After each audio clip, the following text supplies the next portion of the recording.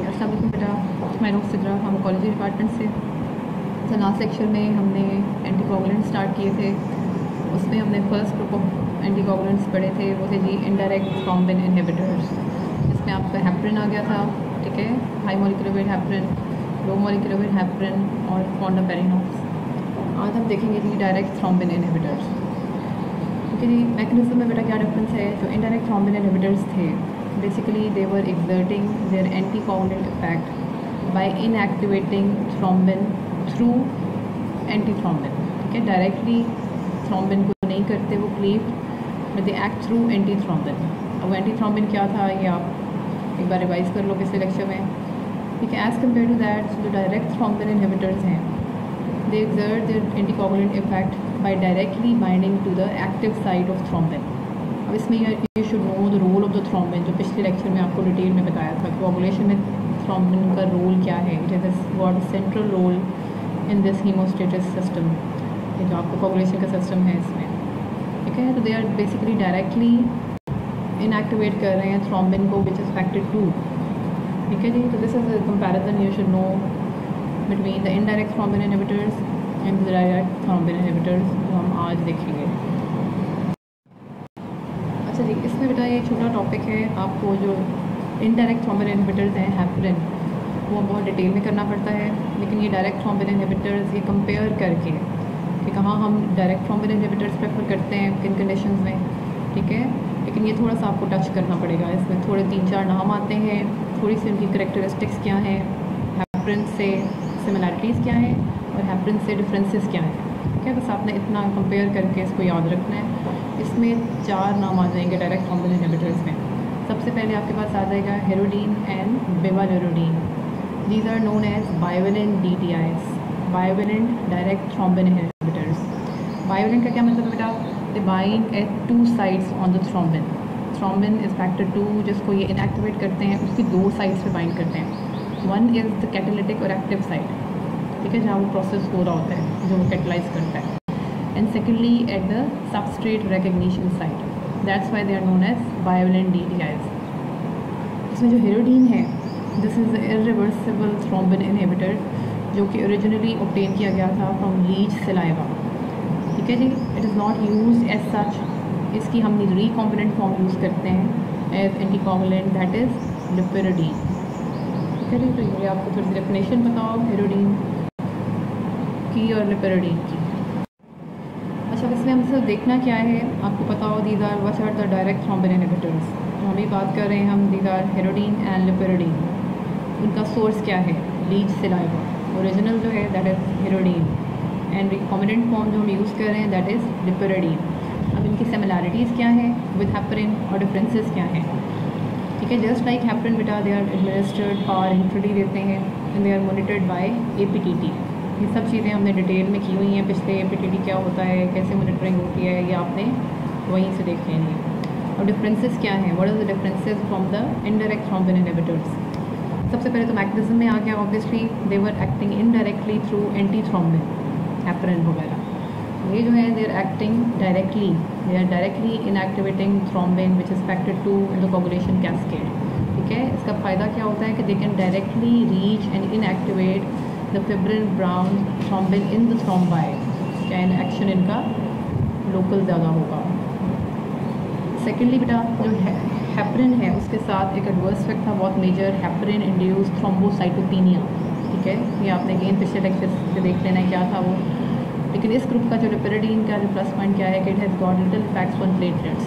ठीक है, तीसरा डिफरेंस क्या है फ्रॉम हेपरिन से कि हेपरिन का जो था हम कैसे करते थे, एंटीडोट एग्जिस्ट करता है। In case of excess we got an antidote available. ठीक है, वो था प्रोटामीन। लेकिन ये जो आपके डायरेक्ट थ्रोम्बिन इनहिबिटर्स हैं, इनके लिए there is no antidote available. ठीक है, the third difference from the heparin group. Fourthly इनका यूज़ कहाँ पे करते हैं बेटा, they are advised in patients with thrombosis in which HIT develops. ठीक है, पहले आप एंटीकोगुलेशन के लिए पारेंटरल ऑप्शंस में we still start with the heparin, but in case HIT develop then primarily we shift to these direct thrombin inhibitors. This is there major use.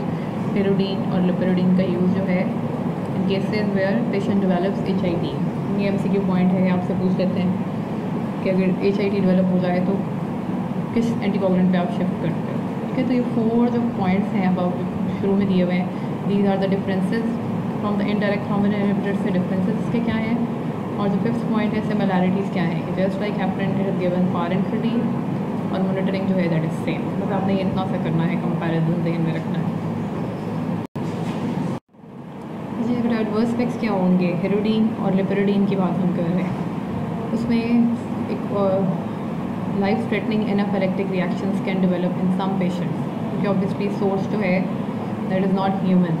ठीक है, एक ये है मेजर एडवर्स इफेक्ट। सेकेंडली जो autoimmune reaction भी हो सकते हैं अगेंस्ट थ्रोम्बिन लिपेरोडीन कॉम्प्लेक्स, और इसकी वजह से इवन एंटीकोगुलेंट इफेक्ट जो है वो और इन्हांस हो जाता है। ये दो they are related to the immune reactions, थोड़े से आपको बताऊँ। अच्छा जी, this is your third direct thrombin inhibitor जो आपको पता हो, that is bivalirudin. Again just like hirudin and lepirudin, this is the bivalent DDI. Bivalent meaning it binds both at the active site of the thrombin and at the substrate recognition site. ठीक है, just like the previous group, it is also given IV. Difference क्या है लिपेरोडीन और इससे बेटा कि it has got rapid onset and offset of action. ठीक है, इसका half life short है as compared to लिपेरोडीन। Second difference क्या है कि हेरोडीन और लिपेरोडीन जो थे they were not acting on the platelet activation पे कोई असर नहीं था उनका, मगर जो बेवालेरोडीन है it also other than this action on the thrombin inhibition it also inhibits platelet activation. ठीक है जी, तो हेरोडीन लिपेरोडीन आप यूज़ कर रहे थे in patients with HIT heparin induced thrombocytopenia में, लेकिन क्योंकि इनका एक्शन प्लेटलेट को भी इनहिबिट करते हैं तो ये जो बेवालेरोडीन है it is approve for use in coronary angioplasty के लिए। ठीक है जी, क्योंकि जो आपके जो आर्टरीज़ में बनते हैं clots mostly they are platelet rich, तो वहाँ पे आपको मोस्टली एंटी प्लेटलेट एजेंट्स चाहिए होते हैं। ठीक है, तो इसका एक्शन दोनों पे है, कोगुलेशन कैस्केड पे भी और प्लेटलेट एग्रीगेशन पे भी। That's why it is approved for use in coronary angioplasty.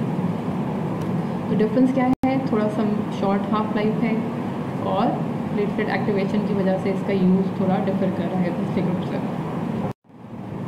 अच्छा जी बेटा, hirudin, lepirudin, bivalirudin, these are the bivalent DDIs। अभी आपके पास हैं these are the monovalent DDIs जो कि सिर्फ बाइंड करेंगे at the thrombin active site. This is your argatroban and melagatran. अच्छा जी, दिस मोनोवेलेंट DDI एर्गेट्रोबैन जो है बेटा बेवालेरोडीन की तरह इसका भी शॉर्ट हाफ लाइफ है, कॉन्टीन्यूस IV इन्फ्यूजन से देते हैं, और just like heparin they are all monitored by APTT। ठीक है जी, इसको कहाँ यूज़ करते हैं, just like lepirudin this is also approved for use in patients with heparin induced thrombocytopenia. जब आप शिफ्ट कर जाते हो to direct thrombin inhibitors you can give either lepirudin or argatroban. ठीक है, इसका जो सिर्फ क्लियरेंस है बाकी सब की होती है किडनी से इस ग्रुप में, इसकी जी लिवर से है। ठीक है जी, एक इसका एंड पॉइंट और है INR जो है डिबेट करता है रेशो, ये क्या होती है, ये अभी हम थर्ड लेक्चर में एंटीकोगुलेंट्स से के वारफेरिन से रिलेटेड पढ़ेंगे, वहीं डिटेल में देखेंगे कि इसका क्या मतलब है INR रेशो का, इसका इम्पैक्ट क्या है। तो ये आपने जो डायरेक्ट थ्रोम्बिन इनहिबिटर्स का मेन यूज़ है that is in patients with HIT। बस ये सिंपल सी चीज़ है, इसका जो MCQ पॉइंट आपको आता है उसमें 2 ऑप्शन हैं आपके पास। If the patient has severe renal insufficiency then आपने इस ग्रुप में से एर्गेट्रोबैन वुड बी प्रेफरेबल। क्यों? Because it is excreted by your liver.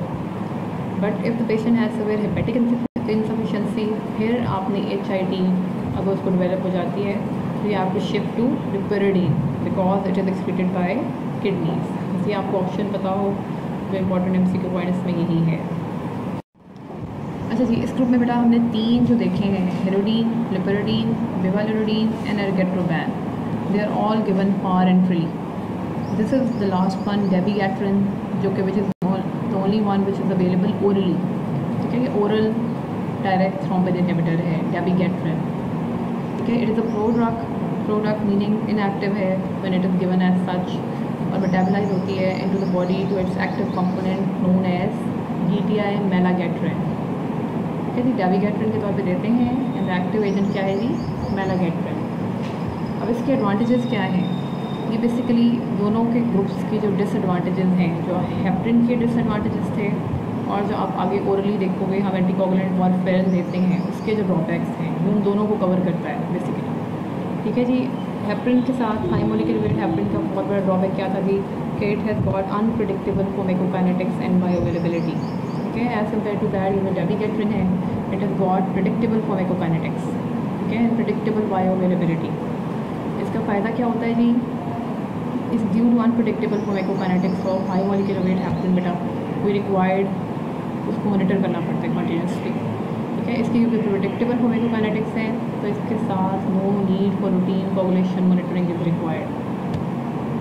ठीक है जी, ये इसके हैं plus points over the heparin group. तो लास्ट में दो लिखे हुए हैं, these are its plus point. ये अभी हमने वारफेरिन पढ़ा नहीं है, कि वहाँ पे आप देखोगे वारफेरिन के एडवर्सपेक्ट्स क्या हैं। वारफेरिन ओरल ऑप्शन है एंटीकोगुलेंट्स में। ठीक है, तो this is an alternate warfarin जहाँ पे आप नहीं दे सकते, तो you can shift to DTIs में ओरल ऑप्शन में डेबिगेट्रिन के लिए।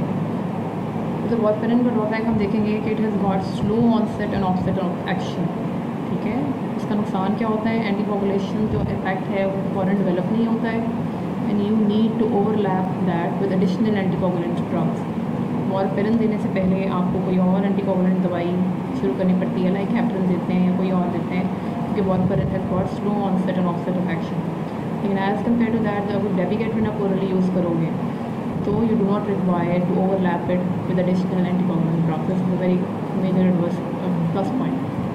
ठीक है, फिर हम वारफेरिन के साथ देखेंगे जो ओरल एंटीकोगुलेंट्स में प्रोटोटाइप है जो यूज़ होता है जनरली, कि it has got major interaction with the P450 interacting drugs.